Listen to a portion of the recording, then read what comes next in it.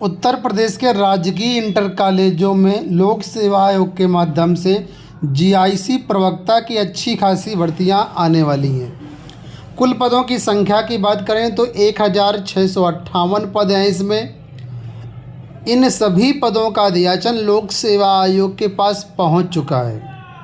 विज्ञापन अतिशीघ्र आने वाला है। जो लेटेस्ट अपडेट मिली है उसके अनुसार आपका विज्ञापन मई 2025 में प्रस्तावित है। तो क्या है ये सारी अपडेट इस वीडियो में कवर करेंगे। आपको बता दें, इन जीआईसी प्रवक्ता की भर्ती में अब नियमावली के बदलाव हो जाने से अब यहाँ पर एलिजिबिलिटी क्राइटेरिया बदल जाएगा। पिछली जीआईसी प्रवक्ता की भर्ती 2020 में आई थी, तो 2020 में क्या एलिजिबिलिटी क्राइटेरिया था, अब क्या बदलाव होने वाला है, परीक्षा पैटर्न क्या रहने वाला है, जिससे अगर आप इस एग्ज़ाम को अभी से फोकस करके चलते हैं तो पद पिछली बार की अपेक्षा काफ़ी अच्छे हैं। एक सीट आपकी यहाँ पर पक्की हो सकती है। और जो लोग ओवर कॉन्फिडेंस में रहेंगे कि नहीं ये सब चीज़ें झूठ हैं, ये सब न्यूज़ फेक है, तो आप खुद जानें, आपका करियर है, आपका जो भी विचार है वो आप खुद ही डिसाइड कर लें कि आपको करना क्या है, हकीकत जानना है या धोखे में रहना है। तो इस वीडियो में सारी चीज़ें मैं बताऊंगा, वीडियो को आप लोग अंत तक देखना। वीडियो में आगे बढ़ने से पहले आप सभी को बताना चाहूँगा, अगर आप हमारे चैनल को सब्सक्राइब नहीं किए हुए हैं तो सब्सक्राइब ज़रूर कर लीजिए। इसके बाद आप चैनल को जो है सब्सक्राइब करने के बाद वीडियो को लाइक भी कर देना। चलिए वीडियो में बढ़ते आगे। यहाँ पर आपके सामने ये नोटिफिकेशन का एक पेज है जो कि जीआईसी प्रवक्ता भर्ती 2020 का ऑफिशियल नोटिफिकेशन है। यहाँ पर अगर आप देखेंगे तो प्रवक्ता की भर्ती के लिए कई सारे विषयों में बीएड लागू नहीं था। कई सारे का मतलब ज़्यादातर विषयों में लागू नहीं था। ठीक है, अगर आप देखेंगे ध्यान से तो यहाँ पर देखिए प्रवक्ता पुरुष महिला अलग अलग विषय का यहाँ बताया गया है कि भारत में विधि द्वारा स्थापित किसी विश्वविद्यालय से संबद्ध विषय में स्नातकोत्तर उपाधि या सरकार द्वारा उसके समकक्ष कोई मान्यता प्राप्त कोई उपाधि, यानी केवल और केवल मास्टर डिग्री पोस्ट ग्रेजुएशन मांगा गया था। कोई भी बीएड की यहाँ पर ज़रूरत नहीं थी। ठीक है, तो चाहे आप कोई भी विषय देख लीजिए, सब विषयों का यही हाल है, सिर्फ स्नातक पास परास्नातक पास मांगा गया था। लेकिन यहाँ पर आपको बता दें कि जिन लोगों के पास बीएड 2020 की भर्ती में था उनको अतिरिक्त वेटेज मिला था, उनको वरीयता मिली थी। ये बात यहाँ पर आप देख सकते हैं। प्रेफरेंशियल क्वालिफिकेशन में यहाँ पर मेंशन किया गया है कि शिक्षा शास्त्र, गृह विज्ञान और वाणिज्य, ये 3 विषय को अगर आप छोड़ दो तो बाकी जो भी विषय बचते हैं, इसमें अगर आपके पास एलटी डिप्लोमा है या फिर बीएड की डिग्री है तो यहाँ पर आपको वरीयता दी जाएगी, यानी प्रेफरेंस दिया जाएगा। ठीक है, बहुत से लोगों के पास ऑलरेडी बीएड था तो उन लोगों ने यहाँ पर यूज किया था और उनको प्रेफरेंस मिला था। लेकिन जिन लोगों के पास नहीं था उनके लिए कोई दिक्कत वाली बात नहीं थी। लेकिन अब दोस्तों यहाँ पर बीएड को प्रेफरेंशियल क्वालिफिकेशन से हटा करके एक मैंडेटरी क्वालिफिकेशन में रख दिया गया है, यानी कि अब बीएड अनिवार्य कर दिया गया है। 100% बीएड लगेगा ही लगेगा। बिना बीएड के सीधे तौर पर लोक सेवा आयोग आपका एप्लीकेशन रिजेक्ट कर देगा, आप बाहर हो जाएंगे। ठीक है, लेकिन इसके साथ ही आपको बता दें यहाँ पर कि प्रेफरेंशियल क्वालिफिकेशन में 2 चीज़ें यहाँ पर और मांगी गई थी। वो ये है कि प्रादेशिक सेना में कम से कम 2 वर्ष की सेवा अवधि हो या फिर एनसीसी का बी प्रमाण पत्र हो। तो एनसीसी ज़्यादातर लोगों के पास नहीं होता है, कुछ लोगों के पास होता है, तो ये चीज़ें अभी भी आप यूज़ कर सकते हैं प्रेफरेंशियल में। लेकिन बीएड को मैंडेटरी कर दिया गया है। हालाँकि कुछ पोस्ट अभी भी ऐसी हैं जहाँ पर बीएड मैंडेटरी नहीं रहेगा। अब वो कौन सी पोस्ट है वो भी बता देता हूँ। तो ये आज का ही न्यूज़पेपर है जहाँ पर इसके बारे में बताया गया है। तो यहाँ पर आप ध्यान से देखिए, बताया गया है कुछ विषयों में बीएड की छूट रहेगी। ये विषय कौन कौन से हैं, तो ये विषय हैं गृह विज्ञान महिला शाखा, सिलाई महिला शाखा, कला पुरुष शाखा, वाणिज्य सैन्य विज्ञान पुरुष शाखा। ये 4 सब्जेक्ट यहाँ पर ऐसे दिए गए हैं जिनमें बीएड लागू नहीं रहेगा। बाकी सभी में जो है बीएड को अनिवार्य कर दिया गया है। और ये आप लोग साफ तौर पर यहाँ पर देख रहे होंगे कि जो है ये चीज़ें नियमावली में संशोधित कर दी गई हैं। ठीक है, तो इसी के अनुसार यहाँ पर भर्तियाँ आपकी आएंगी। लोक सेवा आयोग को ध्यान से देखिए तो लिखा हुआ है कि 1658 पदों का अध्याचन ऑलरेडी मिल चुका है। इसमें पुरुष शाखा के 822 पद हैं और महिला शाखा के 836 पद हैं।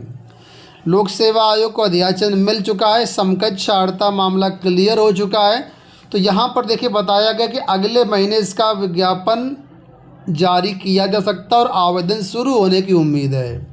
तो मैं ये नहीं कहूँगा कि 100% मई में आवेदन शुरू ही हो जाएंगे, लेकिन यह मान लीजिए भर्ती पूरी तरीके से क्लियर है, इसमें अब कोई भी पेंच नहीं है।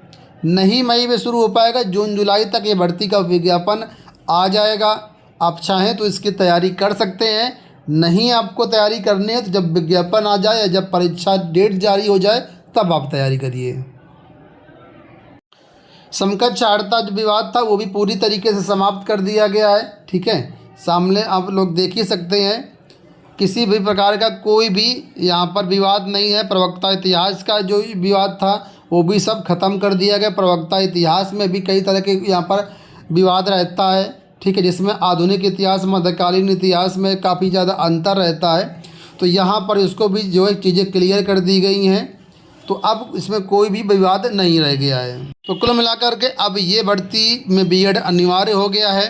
अब जो लोग यहाँ पर आवेदन करना चाहें, ठीक है, तो यहाँ पर मैं आपको बता दूँ कि क्या इसके लिए आपको पढ़ना होगा। प्रवक्ता भर्ती के सिलेबस में या चयन प्रक्रिया में बदलाव की कोई भी चर्चा नहीं, क्योंकि 2020 में ऑलरेडी इसका जो है पैटर्न बदला था। तो फिलहाल आज के डेट के अनुसार सेम 2020 के पैटर्न के अनुसार ही यहाँ पर आपकी प्रवक्ता भर्ती होगी। तो इसमें देख लीजिए कि क्या कैसे पैटर्न रहता है। तो इसमें प्री और मेंस 2 एग्ज़ाम होते हैं। प्री का जो है एग्ज़ाम शेड्यूल आपके सामने यहाँ पर दिया गया है कि यहाँ पर सामान्य अध्ययन और वैकल्पिक विषय का एक ही प्रश्न पत्र होगा, यानी सिंगल पेपर होता है। मल्टीपल चॉइस क्वेश्चन पूछे यहाँ पर जाते हैं। प्रश्नों की संख्या कुल 120 रहती है। इसमें सामान्य अध्ययन के 40 प्रश्न रहते हैं और वैकल्पिक विषय के 80 प्रश्न रहते हैं। वैकल्पिक विषय का मतलब आपने जिस सब्जेक्ट से आवेदन किया है उस विषय के यहाँ पर 80 प्रश्न रहेंगे और सामान्य अध्ययन के 40 प्रश्न। 120 नंबर का मतलब 120 प्रश्न यहाँ पर आते हैं और 300 नंबर का ये पेपर होता है। अब आप इसमें डिसाइड कर लीजिए कि एक क्वेश्चन कितने नंबर का पड़ेगा। पूर्णांक 300 का रहेगा, क्वेश्चन की संख्या यहाँ पर रहेगी आपकी 120। समय आपको 2 घंटे का मिलेगा। ठीक है, तो कुल मिलाकर के एक क्वेश्चन आपका हुआ 2.5 मार्क्स का। अब जीएस का सिलेबस लोक सेवा आयोग की लगभग सभी भर्तियों का सेम रहता, तो ये सिलेबस यहाँ पर दिया गया। ये कंप्लीट सिलेबस जीएस का यहाँ पर है। और जो मेंस का इसका वैकल्पिक विषय आपके सब्जेक्ट का सिलेबस होता है वो सब्जेक्ट के अनुसार वैरी करता है। तो उसका सिलेबस का अगर आप देखना चाहें कि क्या क्या टॉपिक पूछे जाते हैं तो इसका पीडीएफ आपको हमारे टेलीग्राम पर मिल जाएगा। टेलीग्राम से आप डाउनलोड कर सकते हैं या गूगल पर जाइए, वहाँ पर टाइप कर दीजिए जीआईसी लेक्चरर वैकेंसी 2020 सिलेबस, तो गवर्नमेंट जॉब सेंटर की वेबसाइट आ जाएगी, वहाँ से पीडीएफ आप डाउनलोड कर सकते हैं। अब दोस्तों यहाँ पर बता दूं कि यहाँ पर जो आपका मेंस एग्ज़ाम होता है वो कैसे होता है। तो मेंस एग्ज़ाम का पैटर्न समझ लीजिए। यहाँ पर प्रथम प्रश्न पत्र यहाँ पर जो रहता है उसमें आपका सामान्य हिंदी और निबंध का क्वेश्चन होता है। डिस्क्रिप्टिव टाइप का पेपर होता है, 2 घंटे का समय मिलेगा। पूर्णांक 100 नंबर का पेपर होता है। दूसरा जो पेपर होता है वो आपके विषय का होगा, परंपरागत डिस्क्रिप्टिव पेपर होता है। 3 घंटे का समय रहता है इसमें और 300 नंबर का पेपर होता है। ठीक है, अब ये जो आपका ऊपर पहला प्रथम प्रश्न पत्र है इसमें सामान्य हिंदी में क्या क्या पढ़ना है देखिए। तो इसमें आपका अपठित गद्यांश आता है, अनेकार्थी शब्द हैं, मोहरे लुकोती, सिलेबस आपके सामने दिया गया है। द्वितीय खंड में जो आपका यहाँ पर निबंध का उसमें से कोई एक निबंध आपको लिखना होगा और यहाँ पर ये टॉपिक रहते हैं, टॉपिक में से कोई एक निबंध आपको यहाँ पर 1000 शब्द सीमा का लिखना रहता है। इसका दूसरा जो पेपर होता है वैकल्पिक विषय का होता है, लेकिन ये भी डिस्क्रिप्टिव होता है। तो इसमें किस तरीके से क्वेश्चन आते हैं वो समझ लो। यहाँ पर जो डिस्क्रिप्टिव पेपर रहता है मेंस का उसमें आपके कुल प्रश्नों की संख्या 20 रहेगी और इसमें 3 खंड रहते हैं। खंड आ में 5 प्रश्न आते हैं, एक प्रश्न का उत्तर आपको कम से कम 250 शब्द में देना होता है और एक प्रश्न का 25 नंबर मिलता है।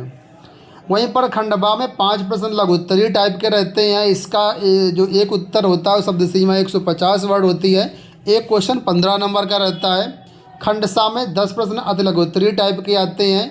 इसका उत्तर 50 शब्दों में देना होता है और प्रत्येक प्रश्न 10 नंबर का रहता है। तो ये यहाँ पर आपका इसका मेंस का एग्ज़ाम शेड्यूल हो गया। चयन प्रक्रिया कैसे होती है, तो चयन प्रक्रिया यहाँ पर देखिए आपकी मेंस एग्ज़ाम के आधार पर डिसाइड होती है। 400 नंबर के यहाँ पर आपकी मेरिट बनती है और उसके हिसाब से यहाँ पर आपका चयन होता है।